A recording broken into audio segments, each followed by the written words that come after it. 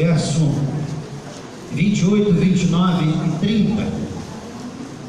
Mateus capítulo 11, verso 28, 29 e 30.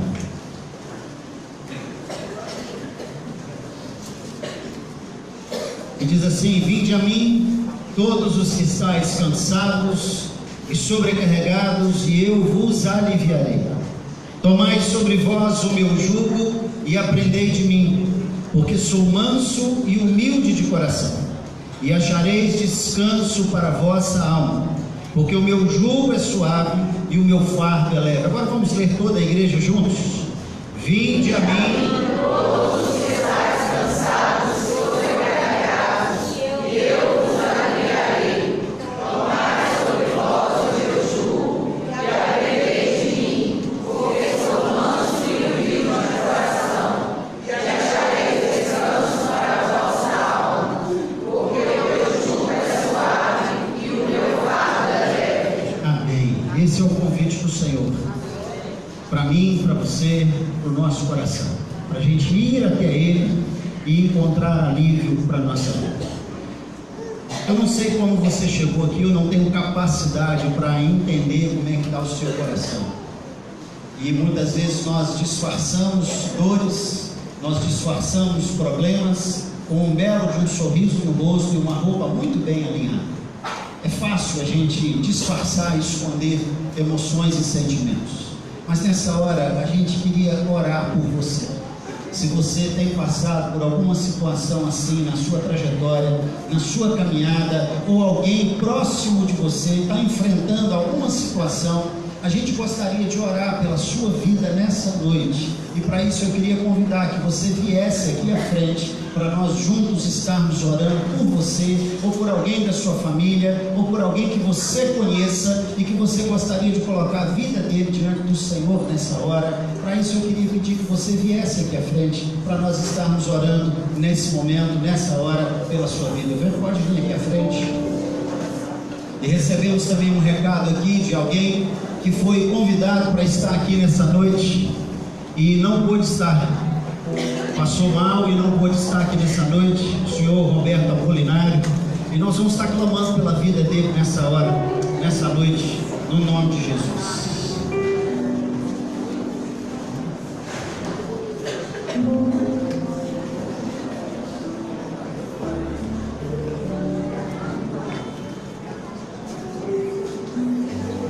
Queria chamar os presbíteros aqui à frente, para que eles possam estar orando pela vida dessas pessoas que estão aqui.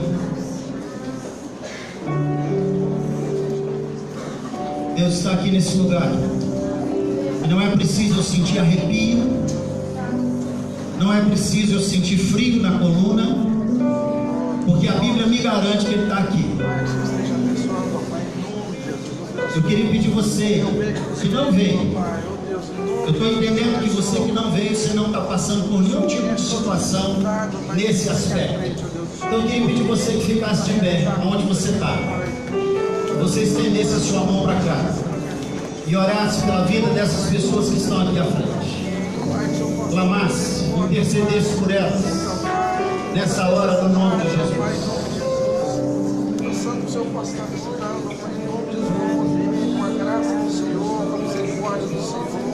Pai, em nome de Jesus, o teu poder, ó Deus, é ilimitado. Pai, o Senhor sabe sobre essas coisas.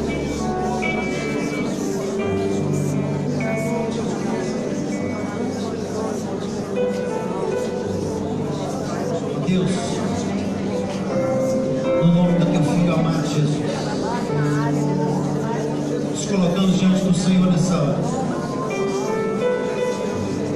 e apresentamos, ó Deus, a vida dessas pessoas diante do teu altar. Amém, Deus. O Senhor conhece, ó Deus, a vida delas muito melhor do que qualquer um de nós. É verdade. Melhor, ó Deus, até do que eles mesmos. Foi o Senhor quem nos formou. Amém. Diz a tua palavra que a substância ainda não tinha forma. O Senhor já conhecia cada um dos nossos dias. Oh Deus, isso nos faz ver o Deus grandioso que o Senhor é. Isso nos faz ver e enxergar o Deus poderoso que o Senhor é. E a nossa vida o Senhor conhece por inteiro. Sabe das nossas aflições, sabe das nossas crises, sabe das nossas interrogações, aquilo, ó Deus, que pesa na nossa caminhada, aquilo que nos tira, ó Deus, a alegria do coração, aquilo que rouba de nós, ó Deus, confiança no Senhor. E às vezes, ó Deus, até o desespero bate dentro de nós. O salmista, quando escreve um momento de dor, ele diz assim: por que você está abatida, minha alma? Em outras palavras, ele está dizendo assim: aquieta, minha alma, aquieta e espera em Deus. E que cada um aqui possa expressar essa oração diante do Senhor nessa noite. Conversa consigo mesmo e dizer: por que você está abatida, minha alma? Espera em Deus. Amém. Espera em Deus. Amém. E o salmista diz ainda assim: pois ainda o louvarei. Pois ainda o louvarei. Deus, no nome de Jesus, o Senhor disse que aquele que fosse até o Senhor ia encontrar alívio. Que nessa noite a gente faça uma troca com o Senhor. A gente pegue o jugo do Senhor, que é suave e que é leve, no nome de Jesus. Amém. Fortalece, ó Deus, a fé no nosso coração. Fortalece, ó Deus, as convicções do nosso coração. Esperança renovada para a glória do Teu nome, no nome santo de Jesus. É que nós oramos agradecidos. Amém, amém e amém. Então, um abraço quem está do seu lado aqui na frente e abençoe a vida dele no nome de Jesus. Abençoe a vida dele. Amém. Ai, você está grande.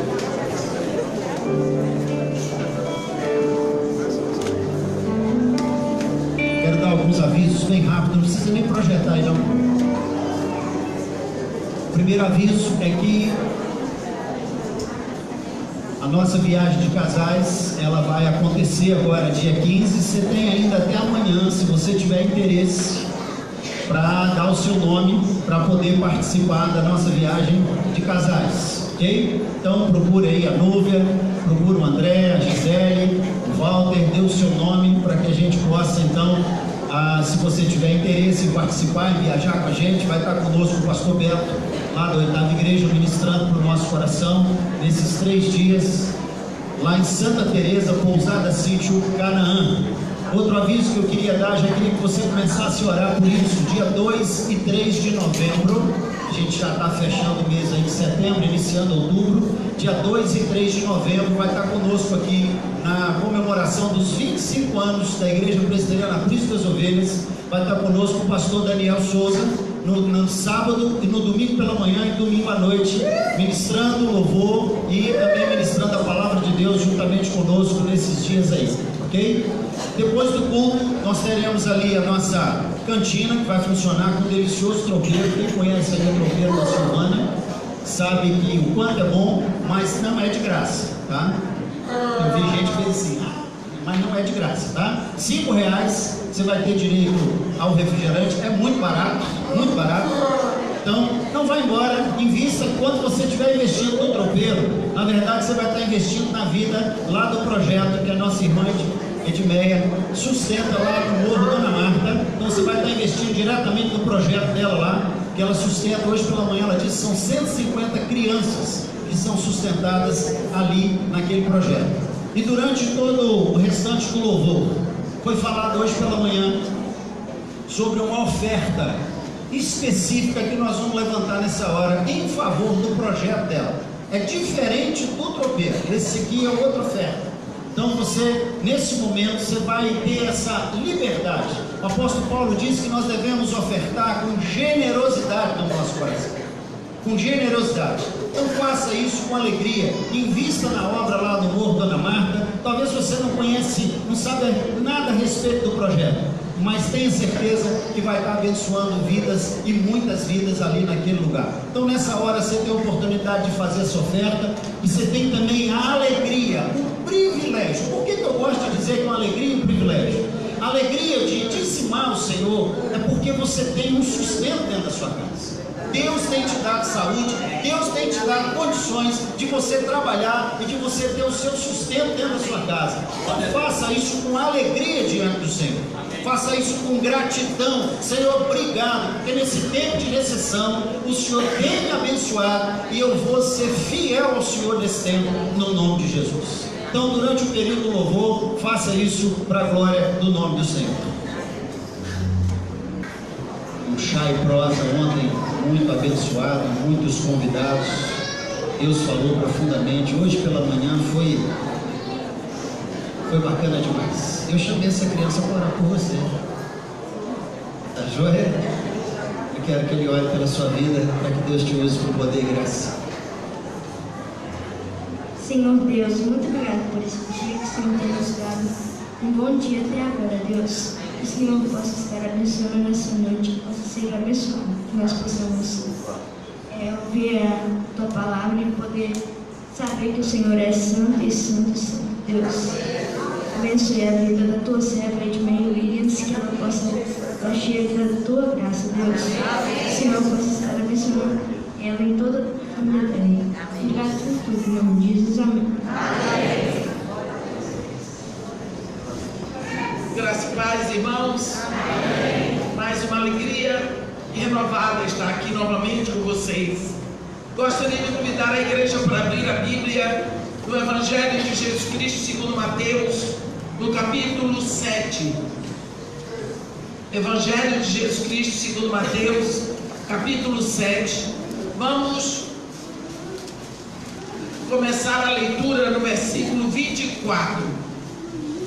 Mateus 7, 24, onde está escrito assim: todo aquele, pois, que ouve estas minhas palavras e as pratica, será comparado a um homem prudente, que edificou sua casa sobre a rocha. E caiu a chuva, transbordaram os rios, sopraram os ventos, e deram com ímpeto contra aquela casa, que não caiu porque for edificada sobre a rocha. E todo aquele que ouve estas minhas palavras e não as pratica, será comparado a um homem insensato, que edificou a sua casa sobre areia. E caiu a chuva, transbordaram os rios, sopraram os ventos e deram com ímpeto contra aquela casa, e ela desabou, sendo grande a sua ruína. Amém. Amém. Nesse exato momento, Jesus Cristo está falando para um grupo específico de pessoas. Esta palavra é dirigida única e exclusivamente àqueles que ouvem a sua palavra. E ele diz que aqueles que ouvem a sua palavra podem ter duas reações. Uma é praticar e a outra simplesmente é deixar para lá. Porque ele diz que tem uma coisa certa para acontecer. Ele diz que a chuva vai cair, os rios vão transbordar, os ventos vão soprar e vão dar com ímpeto sobre as nossas construções, os nossos planos, os nossos sonhos. E tudo vai depender da nossa construção. Se nós construímos sobre a palavra que ouvimos, os nossos sonhos vão se manter. Mas se nós não construímos, então tudo vai ruir. Quando pensamos nisso, precisamos meditar. Será que eu estou realmente praticando aquilo que eu ouço? Ou eu só acho bonito? Realmente, que coisa maravilhosa. Jesus Cristo estava certo, Ele está sempre certo. E eu? Qual é a minha resposta? Tem que haver uma mudança de atitude para que haja uma mudança de comportamento. Porque atitude nós sempre consideramos que é um comportamento mental diante de determinada situação. Então, normalmente, aqueles que ouvem a palavra de Jesus e praticam são chamados os discípulos de Jesus. Hoje de manhã já falamos sobre discipulado e hoje à noite eu quero enfocar um outro tema no discipulado.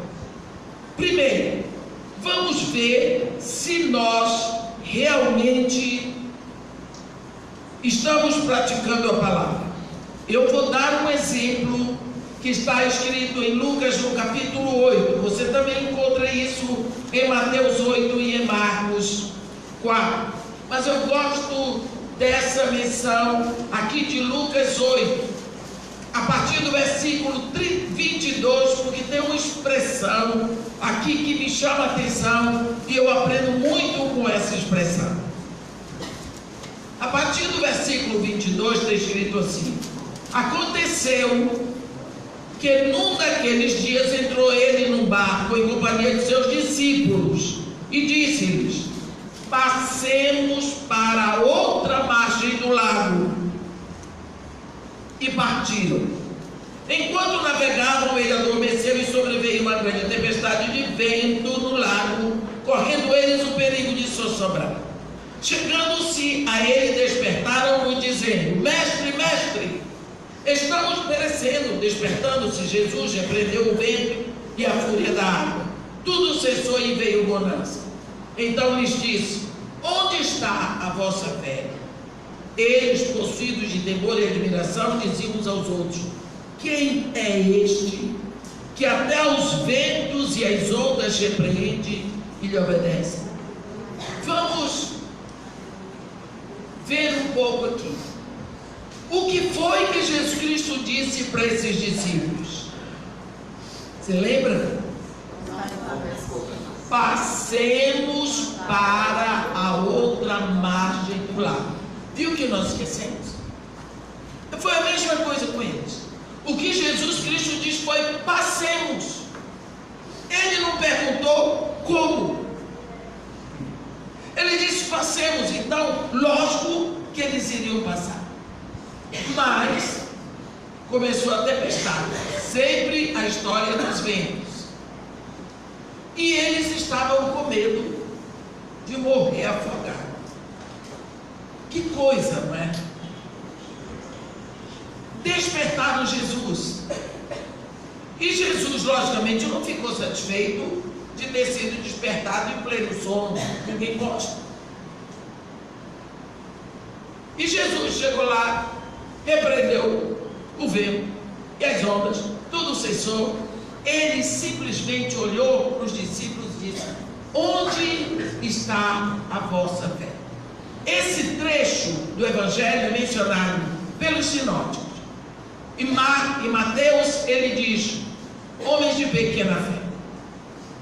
Em Marcos ele diz: como é que ainda não tendes fé?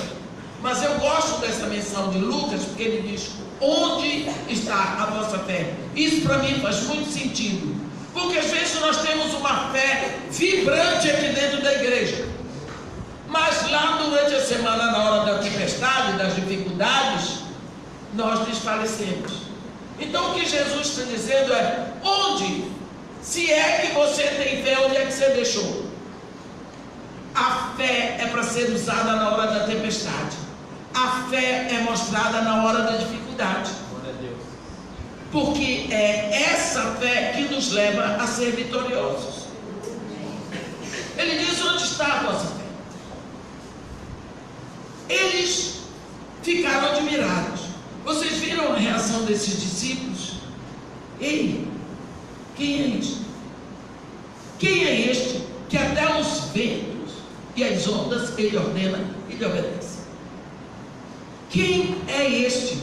Eu fico me sentindo tão humilhada quando eu leio esses discípulos apontando para Jesus e dizendo um para o outro: quem é este?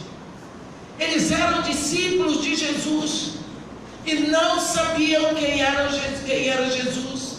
Eles eram discípulos de Jesus e não conheciam o seu mestre. Quem é este? leva a aprender que existem muitos discípulos que não conhecem o seu mestre. Por que isso? Porque no momento em que eu me rendo a Jesus Cristo, Ele me leva ao Pai, e o Pai me dá um selo de propriedade. E este selo de propriedade é o Espírito Santo. Daquele momento em diante, eu sou um discípulo. Esse Espírito Santo vai ficar comigo enquanto eu viver. Eu simplesmente não procuro conhecer o meu mestre. Quando Paulo escreve a carta para os Efésios, uma das coisas que às vezes a gente não entende é que ele fala para os crentes em Éfeso. Paulo, apóstolo de Jesus Cristo, para os fiéis, para os santos que vivem em Éfeso e fiéis a Jesus Cristo. A carta não é para os efésios todos. A carta não é para os adoradores da deusa Diana. A carta não é para as prostitutas cultuais. É para um grupo seleto. É para os santos que vivem em Éfeso, que são os crentes, somos nós, e fiéis em Jesus Cristo. E nesta carta ele fala sobre a nossa riqueza. A carta que tem como tema a nossa riqueza em Cristo é a carta aos Efésios. E entre tantas coisas ele diz assim: em quem vós também, tendo ouvido a palavra da verdade, o evangelho da vossa salvação, tendo nele também crido, fostes selados, marcados, carimbados com o Espírito Santo da promessa. Ele diz: o qual é o penhor da nossa herança até o resgate da sua propriedade para o louvor da sua glória. Isso significa que nós somos propriedade de Deus. Isso significa que nós somos comprados. Isso significa que nós temos dono. E ele diz que essa transação que Deus faz para nos comprar é gloriosa, porque ele diz que é o penhor. O penhor é um carimbo que é dado quando a transação é completa, é total.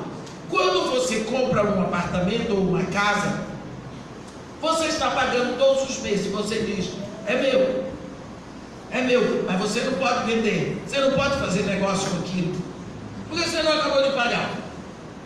No dia que você acaba de pagar, aí você vai lá na empresa que lhe vendeu, pega a documentação, tudo quitado, aí você vai para o cartório de imóveis, e você vai entregar a documentação no cartório de imóveis, e o cartório vai fazer uma pesquisa, para saber se aquele documento é falso, para saber se você realmente quitou tudo.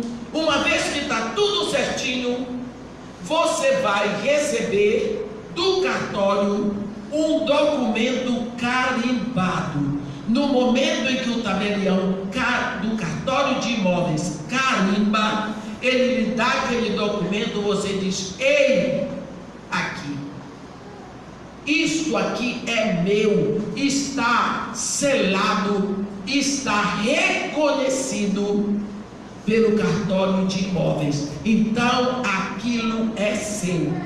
Ora, o Espírito Santo é o selo, ele é o penhor. Significa que a transação da compra que Deus fez quando me comprou aqui é total, é completa, é legal, não falta nada. Eu estou realmente comprada e sou a propriedade dele. Quando Jesus Cristo fala começa a falar sobre isso, existe um momento que a igreja não tem falado muito hoje. A igreja não tem falado muito sobre novo nascimento, santificação e arrependimento, porque são temas que não dão ibope, ninguém grita aleluia. Mas um dia Jesus Cristo estava com seus discípulos e era noite. Apareceu um dos doutores da lei e foi confrontar Jesus, e chegou lá diante de Jesus se mostrando um sabe tudo.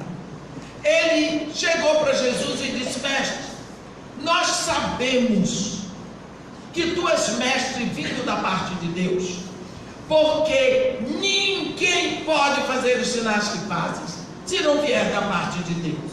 Então ele estava dizendo para Jesus: eu tenho estudado o seu comportamento, tenho lhe seguido e tenho descoberto coisas a seu respeito. Eu sou o tal, eu sou o bambambam, eu sou João.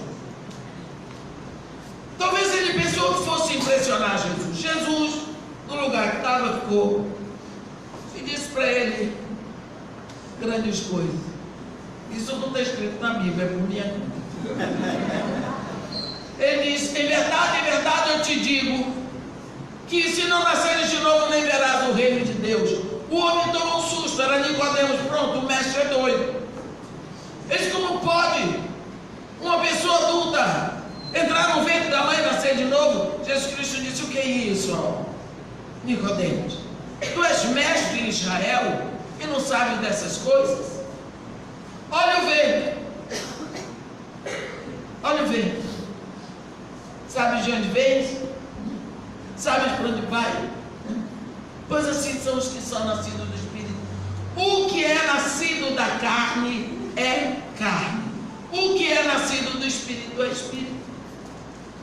Isso é uma pregação tão básica que qualquer criança sabe. O que Jesus estava dando ali para Nicodemos era um beabá. Jesus Cristo estava dizendo para ele mais ou menos assim: o que é nascido da cadela é cão. O que é nascido da gata é gato. O que é nascido da galinha, do ovo da galinha, é pinto. Você, se a gata pariu, não nasceu um cãozinho, nasceu gato. Então, o que é nascido da carne é carne. O que é nascido do Espírito é Espírito. Então, Nicodemos, é o seguinte: você nasceu no ventre da sua mulher, da sua mãe, você é carne, porque sua mãe é carne. Mas como você vai ser filho de Deus? Se Deus é Espírito, você tem que nascer do Espírito. Entendeu? Então, como é que nós vamos ser filhos de Deus? Temos que ser nascidos no Espírito. Às vezes confundimos a adoção com regeneração. Nós não somos filhos de Deus por adoção. Nós somos herdeiros por adoção, mas nós somos filhos por regeneração. Nós precisamos nascer do Espírito para sermos filhos de Deus, porque Deus é Espírito. Então, vai acontecer um milagre que Deus vai ter que prover, porque de nós mesmos não podemos fazer nada. Então Deus vem a nós e vai operar esse milagre. Como Ele vai fazer?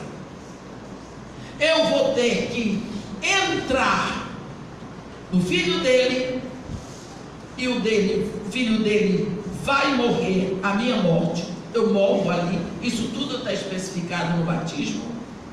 E quando ele ressuscita, eu ressuscito com ele. Então eu tenho esse nascimento. Quando Jesus Cristo, por adoção, ele me faz filho de Deus, e por isso eu me torno herdeiro de toda a riqueza do reino. Agora, se você herda, você só pode se apossar da herança depois que a pessoa morre. Você adota uma criança, a criança é seu filho. Você adota, digamos, o João, vou botar o nome João, a criança. João é seu filho, você ama o João lhe ama, tudo na vida que você quer é aquela criança. Quando você morre, ele é o herdeiro de tudo que você tem.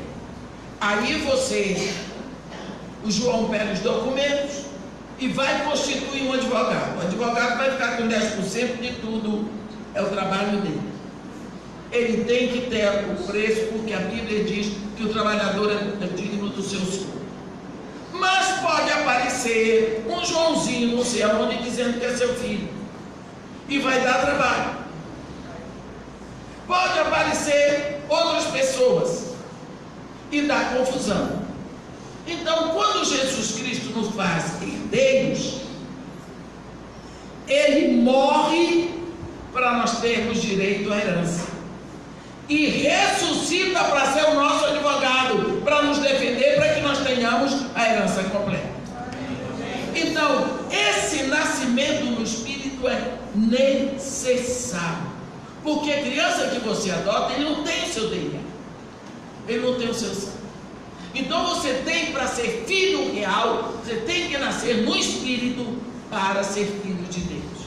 Quando nós vemos aqui Paulo dizendo para os Efésios: olha, você foi selado e é com o Espírito Santo da promessa, e esse Espírito Santo é o penhor da sua herança, da herança de Deus, até o resgate da sua propriedade para louvor da sua glória. Quando Jesus Cristo diz para os seus discípulos: aquele que ouve a minha palavra e pratica, ele é um homem prudente. Aquele que ouve a minha palavra e não pratica, ele é insensato. Por quê? Nós precisamos saber: ventos fortes virão, a chuva vai cair, e os rios vão transbordar, e essas ondas vão bater com força sobre a nossa construção. E se nós não estivermos firmes na palavra, a nossa vida vai ruir, os nossos planos vão por água abaixo, nós vamos desistir de tudo, e vai chegar um ponto do que nós temos visto acontecer mesmo dentro da igreja: as pessoas cometendo suicídio, o número de pessoas com depressão crescendo, e a pessoa que tem depressão usa o suicídio como remédio. Então, quando nós não praticamos, é porque nós não conhecemos. Você viu aqueles discípulos que não praticaram, porque o que Jesus Cristo disse é: passemos para outra margem do lago. Se ele disse passemos, nós vamos passar, sabendo que o nosso mestre é Deus. Sabemos que a sua palavra não volta vazia. Deus diz isso em Isaías 55: assim como descem do céu a chuva e a neve, e para lá não retornam, sem que as antes reguem a terra e a fecundem e a façam produzir, para dar semente ao que semeia e pão ao que come, assim é a palavra que sai da minha boca: não retornará para mim vazia, mas fará o que me apraz, e prosperará naquilo para que a designei. Quando Deus fala, aquilo vai se cumprir, porque Deus é fiel à sua palavra. Amém. Havendo dito, ele vai cumprir. Amém. Então, se Jesus Cristo diz: passemos para outra margem do lago, eles iriam passar. E o vento, não quero saber. E as ondas, ele diz que nós vamos passar. Amém. Era esta a fé que Jesus Cristo queria ali. Era esta fé que eles dissessem: não importa o que acontecer, nós vamos passar só porque o mestre disse. Nós, na maioria, mas aqueles discípulos estavam com medo, porque não sabiam quem era o seu mestre. Você vê a pergunta que eles fizeram: quem é isto? Que até os ventos e as ondas ele ordena e lhe obedece. Quem é ele? Jesus Cristo diz que nós devemos ter a fé de uma criança. Eu tinha uma dificuldade com esse versículo, muita dificuldade. Que fé de criança? Como é que criança tem fé? Eu não entendi. Um dia, 1990, era a Copa do Mundo. O Brasil estava jogando nos Estados Unidos, na Copa dos Estados Unidos, e o Brasil estava indo muito bem. No tempo que o Brasil encabeçava um bom futebol, mas vamos sonhar com dias melhores. E nessa época de futebol, de Copa do Mundo, a favela vira uma festa. Eu não sei de onde eles arranjam todo dia, tanto dinheiro, todos os dias sobe um caminhão de cerveja. Eles fazem churrasquinho lá fora, eles botam o telão, enfeitam uma favela toda de bandeirolas, é uma festa, todo mundo fica feliz. E nessa época também, aparecem aqueles homens que nunca mais apareceram, só foram lá para deixar filho. Eles também sobem assim, com a cara limpa. E no meio disso, nessa época, me sobe um homem que ele vivia bebendo e vivia jogado naquele cemitério que a gente chama, perto do cemitério de São João Batista, no túnel. Ele tinha 5 filhos lá no mundo. O pequeno, que tinha 5 anos, ele tinha visto o pai umas 3 vezes só. Os outros eram maiores. Esse homem só, ele estava, acho que ele estava trêbano, e ele conseguiu chegar até perto do barraco da mulher dele, e ele ficou lá caído no chão e gritando horrores, que ele queria ver os filhos dele. Mas os meninos não queriam me ver, porque se envergonhavam daquela cena, daquela situação. E ele começou a falar tanto e começou a dizer muita coisa imprópria. Então uma vizinha falou com a mulher dele e disse: olha, manda as crianças verem o pai, porque ele está dizendo muita impropriedade. E daqui a pouco vem alguém lá e cala a boca desse homem com um tiro. E vai ser pior, porque você vai saber que você podia ter evitado isso. Deixa as crianças irem. Ele quer ver as crianças, são filhos dele. Pronto. E depois as crianças vêm embora. A única coisa que ele quer é falar com os filhos dele. A mulher aceitou o conselho e mandou os 5. O Rodriguinho, o de 5 anos, foi na frente. Os outros ficaram lá, bravos. O Rodriguinho estava feliz, estava vendo o pai dele. O pai disse assim: vocês vão tomar banho, cortar o cabelo, botar uma roupa nova, que eu vim buscar vocês para tirar retrato, para fazer o documento de vocês, porque eu vou levar vocês para a América. Vocês vão ver a final da Copa do Mundo e vão voltar no mesmo avião com o Bebeto e o Romário. Não podia dizer. Bebeto também sonha.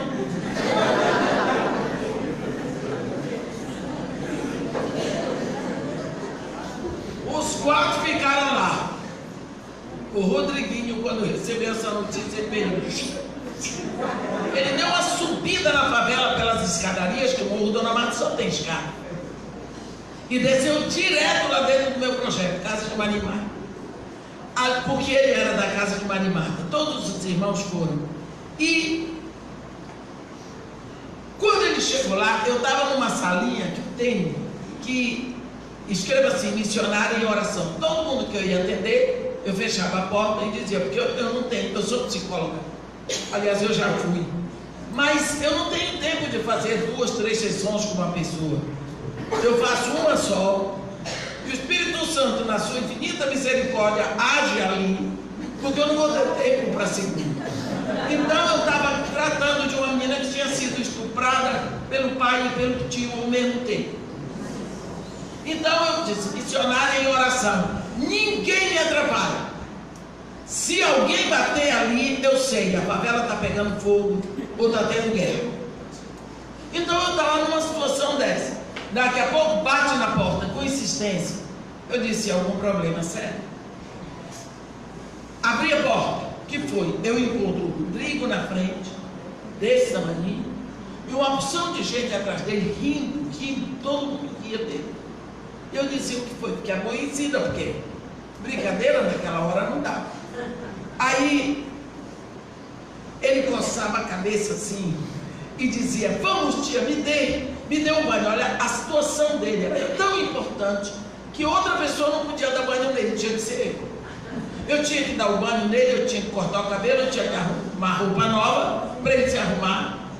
Eu disse: por que, Rodrigo? Explica para ti o que é. E o povo dizia: fala, Rodrigo, fala, Rodrigo. Ele disse: o papai veio me buscar. Ele vai fazer documento, vai me levar para a América, tio. O povo estava gargalhando. Eu vou assistir a final da Copa do Mundo, o Brasil vai ganhar. E eu vou voltar no mesmo avião, tia, com o Bebeto e o Romário.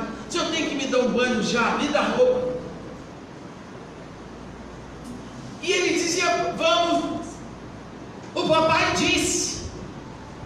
Ele dizia para mim com insistência: o papai disse. Ele olhava para o povo, ninguém acreditava nele. E ele repetiu: o papai disse. E na hora que aquele menino me falava aquilo, eu me lembrei de que Jesus disse que nós precisamos aceitar o reino de Deus como uma criança. Então eu pude entender a mensagem de Jesus Cristo. Aquela criança estava ali. Ela, quando o pai falou, ela não considerou as impossibilidades. Ela só considerou a palavra que saiu da boca do seu pai. O seu pai era um irresponsável, era pobre de marredeci, mendigava pelas ruas, tudo. Mas ele recebeu a palavra que saiu da boca do pai. Por que será que nós não podemos receber como certa a palavra que sai da boca do nosso pai? Isto é receber o reino de Deus como uma criança. Nós consideramos os impossíveis. Se você disser para o seu filho de 3 anos: vai dormir agora, porque amanhã cedo eu vou lhe acordar, eu vou levar você lá na pracinha, porque ali papai vai voar. De manhã cedo ele está lá: vamos, papai, vamos. Para onde, meu filho? Você vai voar. Porque ele aceita a palavra que sai da sua boca. A criança crê na palavra que sai da sua boca. Ele não considera: papai não vai voar porque não tem asas. Não. Então, a fé de uma criança é a fé perfeita, porque a criança crê na palavra. A pessoa engana a criança porque sabe que a criança vai crer na palavra. É mais difícil do que enganar um adulto, porque o adulto considera tantas circunstâncias, mas não uma criança. Esses discípulos, eles não confiaram na palavra. Por quê? Porque eles não conheciam quem estava falando com ele. No momento em que você souber quem é o seu Senhor, quem é o seu dono, quem é o seu proprietário, aquele que lhe comprou, que pagou o seu preço, então você vai poder confiar nele, sabendo que ele é Deus. Amém. Eu vou dar um outro exemplo aqui. Lá em Mateus 14, existe um outro exemplo. No versículo 22, novamente, a Bíblia diz: logo a seguir, compeliu Jesus os discípulos a embarcar e passar adiante dele para o outro lado, enquanto ele despedia as multidões. E despedidas as multidões, subiu ao monte a fim de orar sozinho. Em caindo a tarde, lá estava ele só. Entretanto, o barco já estava longe, a muitos estádios da terra, açoitado pelas ondas, porque o vento lhe era contrário. Na 4ª vigília da noite, foi Jesus ter com eles, andando sobre as águas. E os discípulos, ao verem-no, andando sobre as águas, ficaram aterrados e exclamaram: é um fantasma! E tomados de medo, gritaram. Mas Jesus imediatamente lhes disse: tem de bom ânimo, sou eu, não tem mais. Respondendo-lhe, Pedro disse: se és tu, Senhor, manda-me ir a ti, ter contigo por sobre as águas. Ele disse: bem. E Pedro, descendo do barco, andou por sobre as águas, foi ter com Jesus. Reparando, porém, na força do vento, teve medo e, começando a submergir, gritou: salva-me, Senhor. Prontamente Jesus, estendendo a mão, tomou-o e lhe disse: homem de pouca fé, por que duvidaste? Subindo ambos para o barco e cessou o vento. Os que estavam no barco o adoraram, dizendo: verdadeiramente és filho de Deus. Olhe bem, Jesus Cristo vai colocar os discípulos numa segunda época do que no primeiro teste de fé de espalhar. Eles não sabiam que era Jesus. Agora Jesus Cristo vai colocar numa outra situação, porém ele não vai estar dentro do barco. Ele vai estar sozinho do lado de fora, lá em cima no monte, olhando para eles.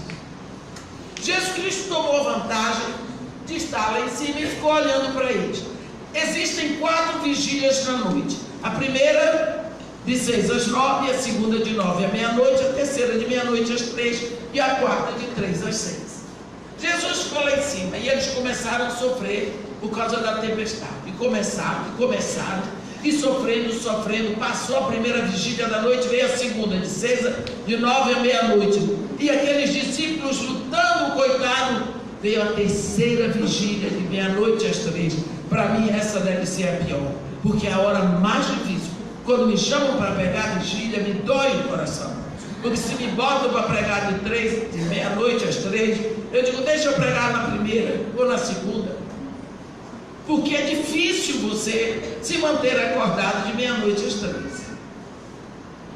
Então, e Jesus olhando, eu creio que eles já estavam desistindo, porque eles estavam famintos, cansados, lutando. Talvez eles não soubessem mais para que lado eles deviam remar. E eles eram pescadores, e não era a primeira tempestade que eles tinham que sofrer ali. Na quarta vigília da noite, depois de 3 horas da manhã, vem Jesus ter com eles agora andando sobre as águas. Pensa, o que você faz? O que você faz? Ué, quando eles viram aquilo, eles gritaram. Mulheres, só havia um homem naquele barco. Não tinha uma mulher. Eu fico tão feliz. Porque quando tem mulher escandalosa, medrosa, tem medo de Deus, só tinha homens, os nossos homens. Todos os discípulos de Jesus Cristo.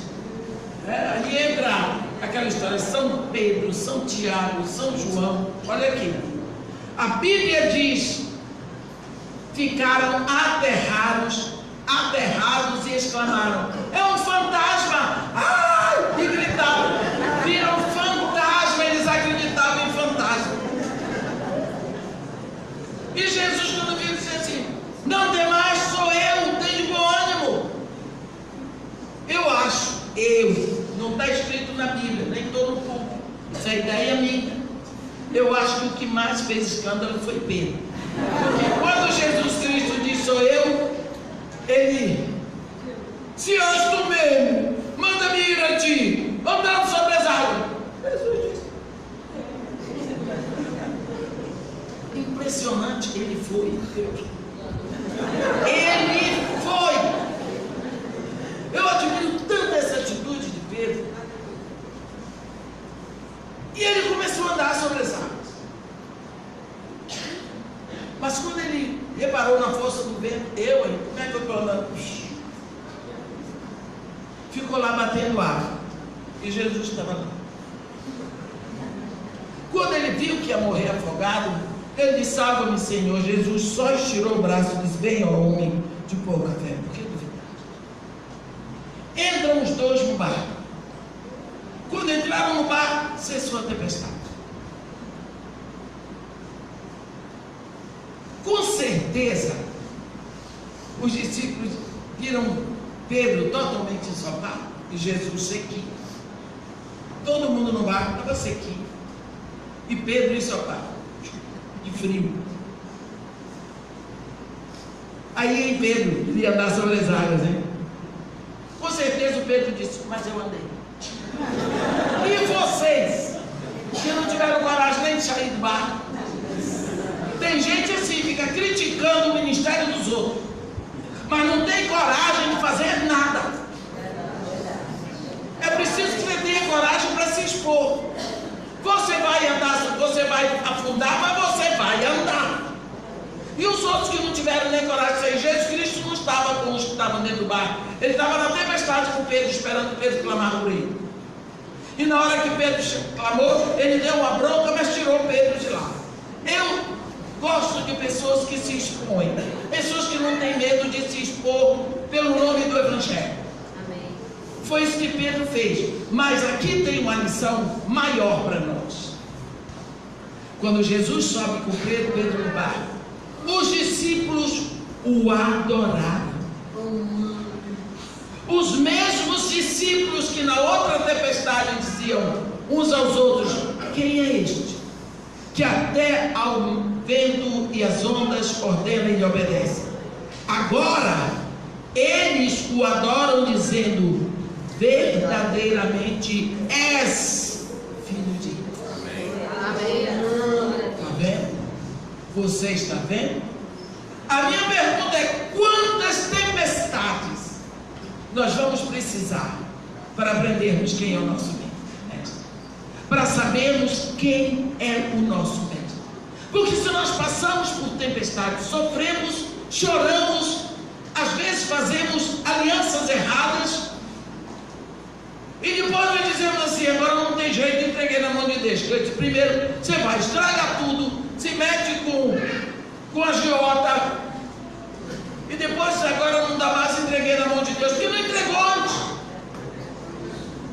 Por que não entregou antes? É preciso que nós saibamos que Deus é nosso Pai, Ele é nosso dono, Ele nos comprou, Ele pagou nosso preço, Ele vai cuidar de todas as coisas. Amém. Mas quantas vezes nós dizemos isso da boca para fora e nós não cremos? Porque quando você crê, você age. Você está aqui hoje à noite porque você creu que haveria culto hoje à noite. Porque se você não cresce, você não viria. Então a sua ação está proclamando para todo mundo a sua fé. Eu criei que tinha um culto, então eu vim. Então a nossa ação é a expressão daquilo que cremos. Amém. Há um momento aqui, logo depois, em Mateus 16, em que Jesus Cristo vai levar os seus discípulos para um lugar especial. Ele ficava ali, sempre no meio daquela multidão, e ele tinha dificuldade, ele já estava tendo dificuldade para ministrar para os seus discípulos mais próximos. Então ele chama os seus discípulos e leva para aquelas bandas de Cesareia de Filipe, lá em Mateus 16, a partir do versículo 13. Indo Jesus para os lados de Cesareia de Filipe, perguntou aos seus discípulos: quem diz o povo ser o filho do homem? Eles responderam: uns dizem João Batista, outros Elias, outros Jeremias ou um dos profetas. Mas vós, continuou ele, quem dizeis que eu sou? Respondendo Simão Pedro disse: tu és o Cristo, o Filho do Deus vivo. Então Jesus desafirmou: bem-aventurado és, Simão Barjonas, porque não foi carne e sangue que te revelou, que te revelaram, mas meu Pai está nos céus. Bem, Jesus Cristo toma os seus discípulos e leva para um lugar específico. Ele leva para Cesareia de Filipe. Ora, esse lugar, Cesareia, tem duas Cesareias. Tem a Cesareia de Filipe e a Cesareia Marítima. A Cesareia de Filipe é um lugar super aprazível que fica na cabeceira do Jordão. Era aquele lugar onde as pessoas procuravam ir quando estavam muito cansadas. Assim como hoje nós procuramos um lugar, sei lá, nas montanhas, ou em algumas fontes de água para descansar. Era isso. Esse lugar, Cesareia de Filipe, era um lugar que tinha o nome era Panios ou Panéias. Era uma região consagrada ao deus grego Pan, que era o deus, a reunião de todos os deuses. Ali era um culto intenso aos deuses gregos, e o deus Pan, que era a reunião de todos os deuses, dominava. Ali existia o grande panteão grego. Essa região, de tão preciosa que era, ela foi muitas vezes tomada e retomada e assim por diante. Mas no último momento, na época de Jesus, ela tinha sido retomada e restaurada totalmente por Herodes Filipe. Então recebeu um nome em homenagem à dinastia dos Herodes e à dinastia dos Césares. Então ficou a dinastia de César, dos Césares, por isso Cesareia, e de Herodes por causa de Filipe Herodes. Então, Cesareia de Filipe, um lugar muito lindo. Jesus Cristo toma os seus discípulos e leva para Cesareia de Filipe. Então agora está lá Jesus Cristo, o único Deus verdadeiro, no lugar onde eram adorados tantos e tantos deuses falsos ou ídolos, e por último César adorado como Deus e Herodes adorado como Deus. E no meio de todos esses deusezinhos, ele faz uma pergunta para seus discípulos: vocês que estão aí no meio do povo, ouvem todas as fofocas, sabem o que o povo pensa, me digam o que é que eles dizem a meu respeito. Me diga o que eles pensam a meu respeito. Porque às vezes as pessoas não falam com ele. Eu não posso nem me comparar com Jesus, mas as pessoas vão no meu projeto e dão um jeito de perguntar para as meninas como é que eu sou, para saber da minha vida. As meninas já ficaram tão cheias com isso que já tem raiva, porque querem saber. Mas por que não me pergunta? É tão fácil.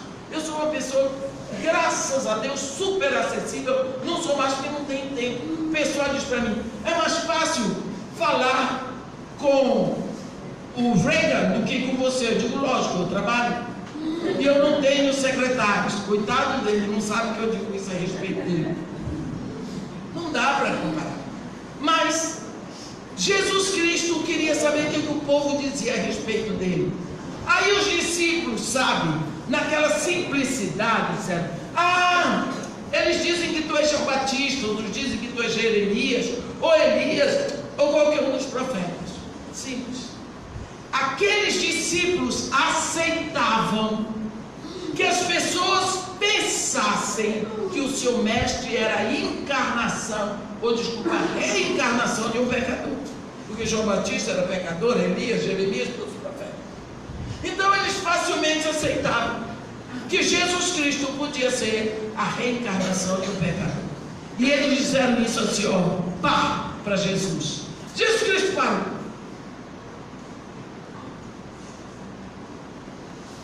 E vós, quem disseis que eu sou? O que é que vocês pensam de mim? Depois de 2 tempestades, o que vocês pensam de mim? Eles tomaram susto, porque nunca tinham parado para pensar. E Deus, na sua infinita misericórdia, socorreu o filho e soprou no ouvido de Pedro, que era o bocão da turma. E Pedro disse: tu és o Cristo. Ele cortou aquele silêncio, dizendo: tu és o Cristo, o Filho do Deus vivo. Quer dizer, Pedro disse uma coisa que ele não sabia. Ele não sabia. Mas Deus colocou aquela palavra na boca de Pedro de de uma forma fora do comum. Jesus Cristo olhou para Pedro e disse: tu és bem-aventurado. Mas não foi carne nem sangue que te revelou, foi meu Pai que está no céu. Porque tu também não sabias. Ele só faltou dizer isso. O que significa? Os discípulos, quantas vezes, não sabem quem é o seu mestre. E nós precisamos procurar entender, compreender quem é o nosso mestre. Mas como nós vamos compreender e conhecê-lo se nós não gastamos tempo com ele? Nós temos tempo para tantas coisas, mas eu quero deixar uma pergunta para você se responder. Quanto tempo você investe para conhecer a Jesus?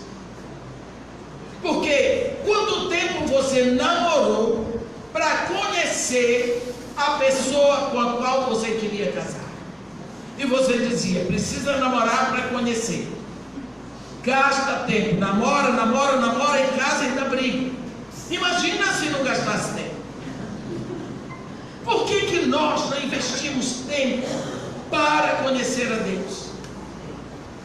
Por isso que você, na hora do sofrimento, na hora das tempestades, na hora que o vento forte bate, os rios transbordam e as ondas batem forte contra a sua vida, contra os seus planos, contra os seus sonhos, você fica enlouquecido, porque você não conhece a pessoa que lhe sustenta, que lhe deu o ar que você respira, que morreu a sua morte, que lhe comprou. Você não conhece, você não sabe quem é. Às vezes você conhece Jesus de ouvir falar.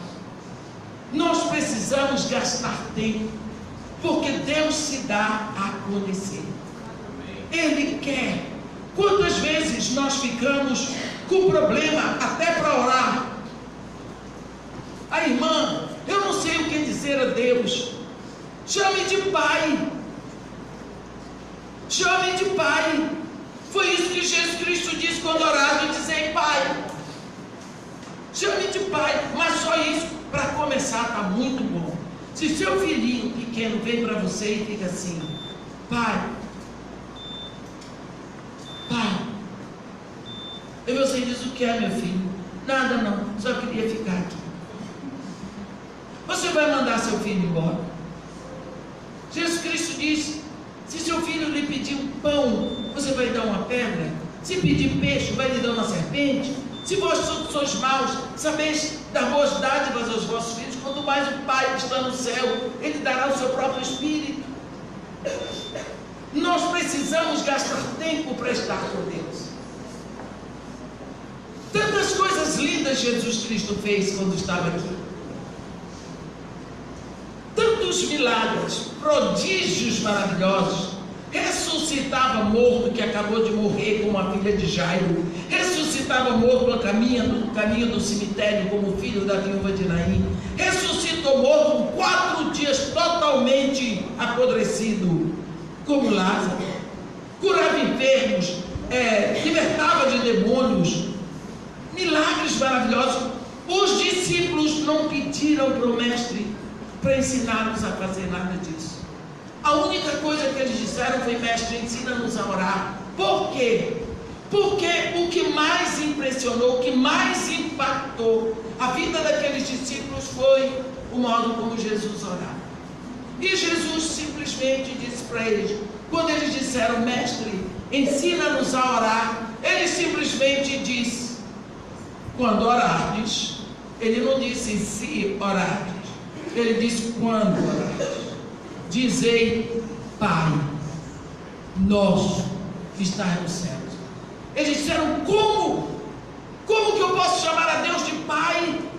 Aqueles discípulos conheciam todas as orações do Antigo Testamento, nunca viram nenhum rei, nem um profeta, nem um sacerdote, nem Abraão, que era amigo de Deus, nem Moisés, que falava com Deus face a face, nem Davi, que tinha o coração semelhante a Deus. Nenhum desses homens chamou Deus de Pai. Como nós vamos chamar a Deus de Pai agora? Jesus Cristo disse: vocês estiveram juntos, vocês digam Pai Nosso. Mas tu, sozinho, entra no teu quarto e fecha a porta.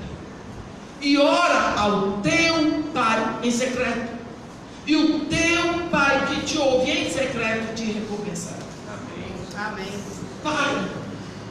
Pai tem um sentido de intimidade. Pai tem colo para a gente sentar. Pai tem peito para a gente deitar a cabeça. Pai tem mão que segura, tem mão que dá palmada, tem mão que puxa a orelha, mas tem braços que seguram, tem boca que beija, boca que aconselha. Pai, é tão bom, Pai. Quantas vezes eu acordo, é um emaranhado de tantas coisas, eu sossego meu coração dizendo Pai. Às vezes eu estou tão cansada, levanto, mas eu quero deitar, mas se eu deitar eu durmo. Então eu ando pela casa dizendo Pai, até que eu chego no ponto e vem uma situação e eu levo aquela situação diante de Deus. Vem o rosto de uma pessoa e eu falo, vem uma impressão de alguma situação e eu descrevo aquilo tudo para o Pai. E nisso parece que passou 5 minutos, passa 1 hora, 1h30. Só assim. Não tem nada para dizer? Pai. Quando orardes, dizei Pai. A partir de Jesus Cristo, Deus é nosso Pai. Ele pagou o seu preço. Ele comprou você entregando o seu próprio filho. Quando Deus rasgou o mar vermelho para dar livramento físico para o povo de Israel, do outro lado eles fizeram uma festa. As mulheres lideradas por Miriam fizeram uma charanga, dançavam a dança da gratidão. Moisés fez uma oração tão grande que se tornou um hino. Que alegria em Deus recebia aquele culto, o primeiro culto congregacional na terra, porque até ali o culto era doméstico. Você já compôs uma canção, uma quadrinha, já dançou de gratidão, porque Deus um dia rasgou o próprio filho lá na cruz, para ter você de volta para Ele, para lhe dar livramento espiritual. Eu preciso que você pense quão distante e quão ingrato você pode estar sendo. Não conhece seu mestre, não tem tempo para ele, não quer conhecê-lo, não investe 1 minuto por dia nesse conhecimento. O que está acontecendo conosco? Como noiva, nós somos indiferentes. E Ele está esperando. E Ele diz: buscar-me-ás, e eu serei achado de ti, se me buscares de todo o teu coração. Pense o quanto tempo você usa para os seus próprios interesses. E quando você não usa o seu tempo para conhecê-lo, então você está dizendo que não vale a pena. Paulo, ele disse que foi ficar 3 anos no deserto da Arábia e em Damasco. E ele diz para conhecê-lo e o poder da sua ressurreição e a comunhão com os seus sofrimentos. E ele diz que foi por esse tempo que ele teve a revelação do Evangelho das insondáveis riquezas de Cristo. Você nunca vai conhecê-lo se você não gastar tempo com Ele. Nós temos a palavra, nós já temos o Espírito Santo em nós. Então Deus já abriu todas as portas. Nós precisamos usar esse dom, precisamos começar a pensar no tempo que nós temos desperdiçado, nas dores que nós temos acarretado, nas situações difíceis que temos entrado por não conhecer o nosso Senhor. Amém? Amém. Que Deus nos abençoe e nos guarde. Que faça resplandecer o seu rosto sobre nós. Amém. E tenha misericórdia de todos nós. Amém.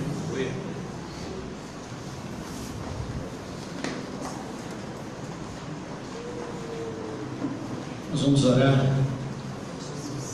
Queria que você ficasse de pé.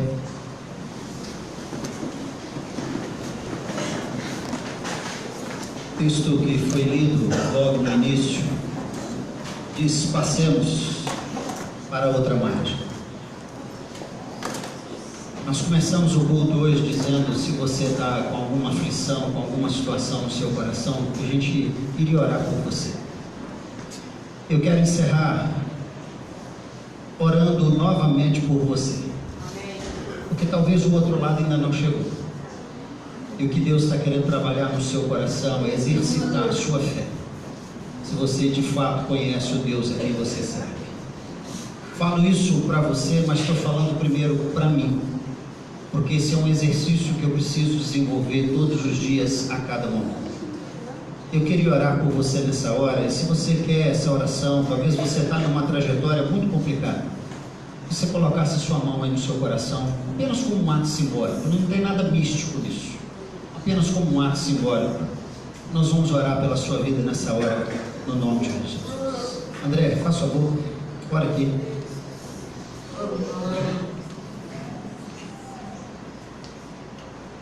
Deus Santo, nós agradecemos ao Senhor pela palavra que foi falada nessa noite, ó Pai. Deus, e queremos aprender mais do Senhor, conhecer mais do Senhor, ter mais intimidade com o Senhor.